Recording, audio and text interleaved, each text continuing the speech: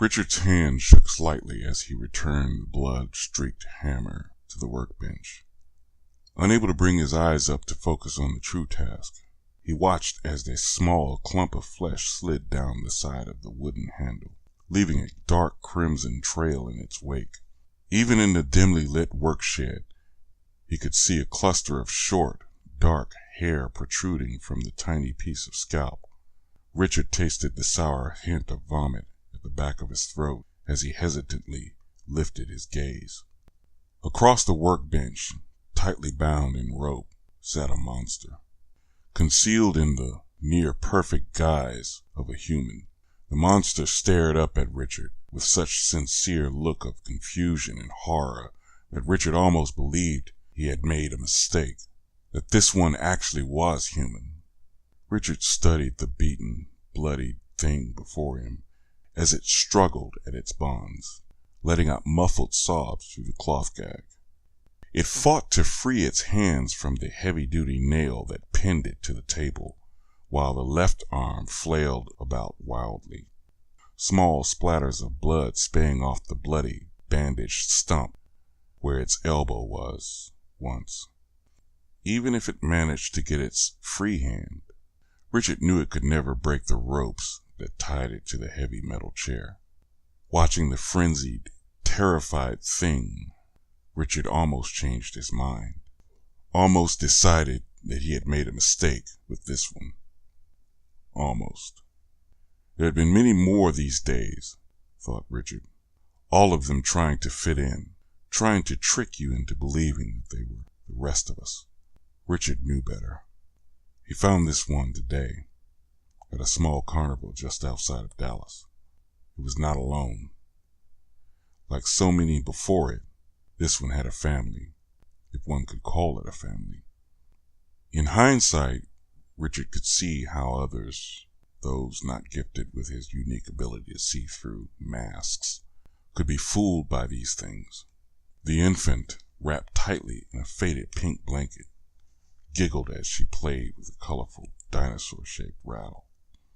The woman had hugged and kissed the man in what seemed to be a genuinely affectionate manner. So many still roamed his hometown. They felt no such emotion as love or affection, Richard knew. They would torture and kill a human for no reason more than just the sheer joy of it. And he knew that he was the only one who would punish them for their heinous crimes. As he started at the whimpering, bloody thing before him, Richard knew what must be done. The whimpers morphed into a squeal of pure terror as Richard picked up the hammer once again, and then shakily raised over the pinned hand. Without thinking, with all of his might, Richard swung it down in a deadly arc, the sharp claw of the hammer becoming a dull, gray blur of motion. The monster jerked back abruptly, letting loose a bright red spray, exposing tendons and the white of bone. The thing's hand, still pinned by the large nails, moved less than an inch before the hammer's claw reached it. The steel made its way through the skin, flesh, and bone in the blink of an eye. The thing screamed a horrible, high-pitched yelp. Even the tightly bound gag could not quiet. For long minutes Richard waited, as the scream slowly deteriorated into low moans of anguish. Richard bent down, his face coming close to the monster, his lips almost touching the thing's ear. He could feel the evil radiating off of the thing's skin in hot, sickening waves. But Richard held his ground. "Confess," Richard whispered. "Admit what you are, what your family is, and you will all die quickly." The thing looked up at him and slowly shook its head, tears streaming down its eyes. Richard turned away, choking back vomit, which so frequently came with close contact with them. The second he began to turn away, he saw the flesh of the thing's face ripple out of the corner of his eye, forming the visage of the demon he knew lurked within. Richard spun around, hoping to catch a glance of the true face of the beast. but it was gone. Only the mask of a human remained. Richard was not fooled. He lowered the hammer back to the blood-splattered table, turned and opened the shed door. He paused briefly as his eyes adjusted to the bright summer sun. He glanced briefly at the tan house, immaculate lawn, and white picket fence. He always found it amazing how he had done so well for himself while having such an important time-consuming task. He had to use a single sick day on his 7 years teaching second grade at Jefferson Elementary. As Richard neared his white van, he heard a muted thumping noise from within.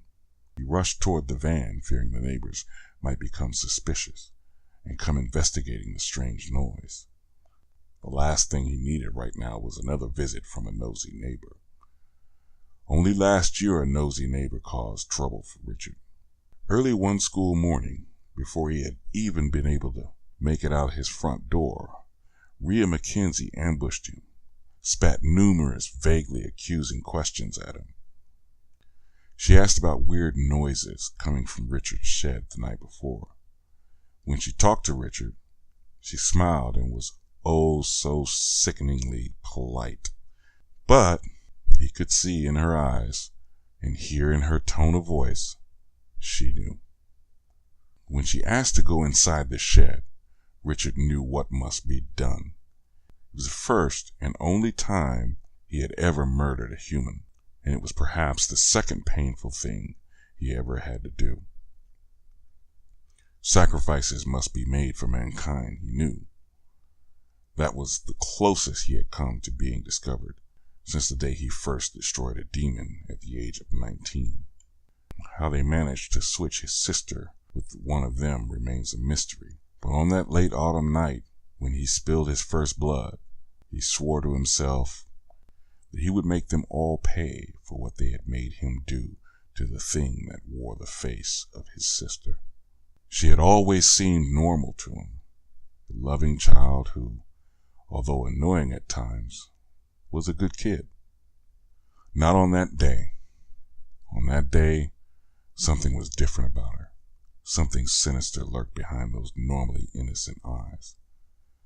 Somehow they had taken his sister, and he knew something must be done. Only seconds after he began his grisly task, she started to think himself insane as Rachel, whom he loved more than he could ever put to words, begged him to stop. The sight of her frightened, tear-streaked eyes made him pause, but only briefly. Something deep within Richard told him that he must do this. He had dissected her as best he could with his small pocket knife.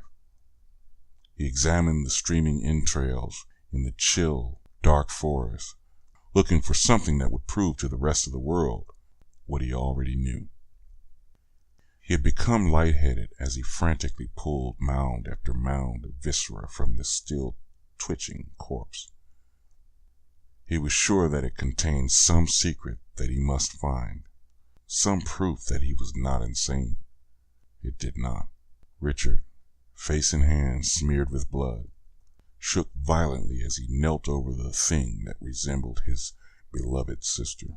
There were many questions as to what had happened to his sister, but Richard knew, even then, that he could trust no one with this dark secret. It would forever be a weight that he would bear alone.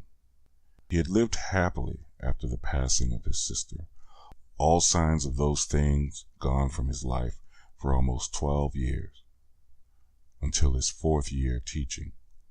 The child was taken care of without incident. Less than a month later, Richard's wife changed.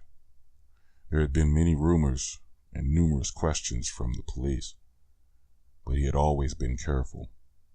In the end, the police had come to the conclusion that the murdered boy's father had been having an affair with Richard's wife. And after she had tried to break it off, the father had not only killed his own son, but his mistress as well. Richard had always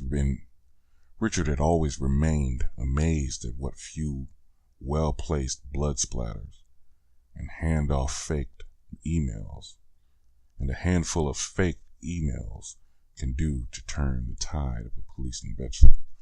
Can do to turn the tide of a police investigation. As Richard raced toward the van, he reprimanded himself for not soundproofing it as well as he'd done with the shed. He reprimanded himself for not soundproofing it as well as he had done with the shed. There were so many of those things out there these days that it was hard to find time for anything else. He knew he had to get to the van quickly and silence the thing, where his work would likely end that day.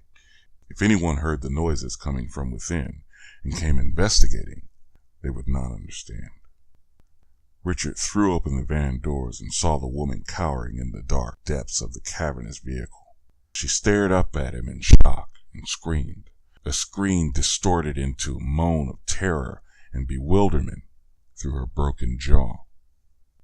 As Richard neared her, she sank even further into the darkness, a small, dead child cradled in her arms. Richard grabbed her right arm and yanked her to her feet.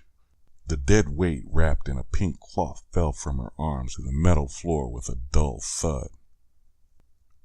Her look of horror intensified as she looked down at her child. Richard heard her moan something, possibly Jessica, as she stared down at the unmoving lump of flesh on the floor.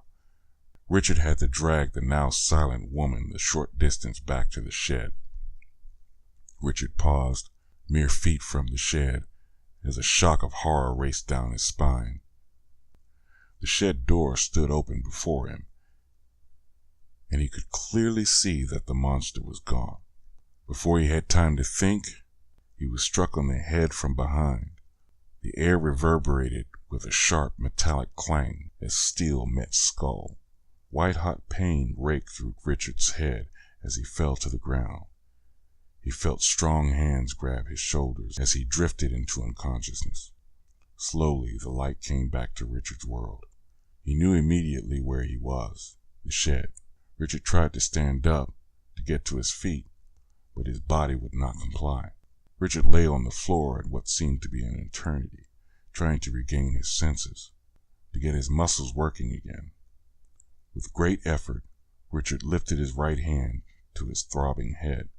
There suddenly came a sharp laugh from over Richard as a dark shadow moved. He heard a brief whoosh. Then a searing pain shot through his head once again. Richard lay on the cold floor, blood beginning to pool around him. He saw two dark figures looming over him. The smaller held a small, pink object cradled in its arms, the other holding what Richard recognized as his shovel. The laughing began as the larger figure clumsily raised the shovel over its head, the weapon almost falling out of its grasp. Richard shook his head, trying to regain his senses, trying to get to his feet so that he could defend himself. He couldn't move quickly enough, couldn't avoid what was to come. The shovel came down. Blackness engulfed Richard.